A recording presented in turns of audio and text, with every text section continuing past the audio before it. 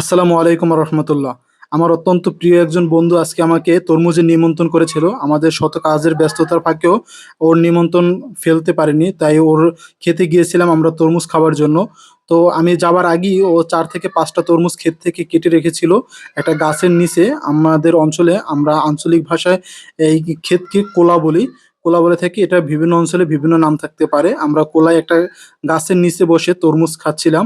আমাদের এই অঞ্চলের তরমুজ অত্যন্ত মিষ্টি ও সুস্বাদু হয়ে থাকে। বরগুনার তরমুজের নাম সারা বাংলাদেশেই রয়েছে। আপনারা যারা বিভিন্ন অঞ্চলের লোক রয়েছেন তারা জানতে পারেন যে আমাদের বরগুনার তরমুজ অনেকটাই বিখ্যাত। এই তরমুজ বিভিন্ন অঞ্চলে বিভিন্ন নাম থাকতে পারে।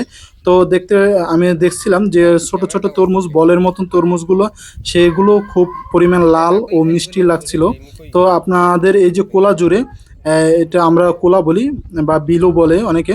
এই কোলা জুড়ে টোটাল জায়গায় আমরা তরমুজ ও ফ্রুট চাষ করে থাকি আমাদের অঞ্চলের কৃষক। তো এই সিজনে আমরা সবাই তরমুজ ও ফ্রুট চাষ করে থাকি এবং আলহামদুলিল্লাহ এবছরে মোটামুটি ভালো ফলন হয়েছে। কিছু কিছু কৃষক যারা নতুন ছিল তাদের হয়তোবা ফলন একটু কম হয়েছে এবং অনেকেই লাভবান করতে পারছে এই তরমুজ ব্যবসা করে। তরমুজগুলো ছোট হয়, আমি অনেকগুলো তরমুজই খেয়ে ফেলেছিলাম। তো তারপরে আমরা মামুনের যে তরমুজের যে প্রজেক্ট, সেই প্রজেক্টটা ঘুরে দেখতে গিয়েছিলাম ওর সাথে। প্রচণ্ড রৌদ্র ছিল, তারপরও বাতাস ছিল, যার কারণে আমাদের তেমন একটা অসুবিধা হয়নি বা কষ্ট লাগেনি। আমরা কাজের ফাঁকে গিয়েছিলাম ঘুরতে।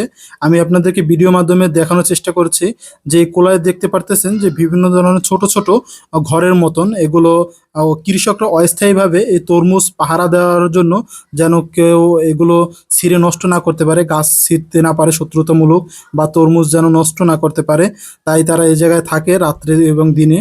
তো থেকে এগুলো পড়ে দেয়।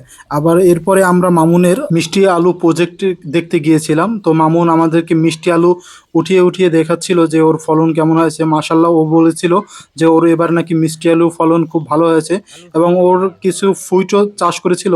ও সেখান থেকে আমাকে 2টা ফুইট উপহার দিয়েছিল খাবার জন্য। তো আমি ওগুলো বাসায় সংগ্রহ করে নিয়ে আসি। এবং মামুন অত্যন্ত পরিশ্রমী একজন ছেলে। ও কৃষিকে ভালোবাসে, ও চায় সবসময় কৃষির সাথে সংযুক্ত থাকতে। সকলে আমাদের জন্য দোয়া করবেন। আসসালামু আলাইকুম রহমতুল্লাহ।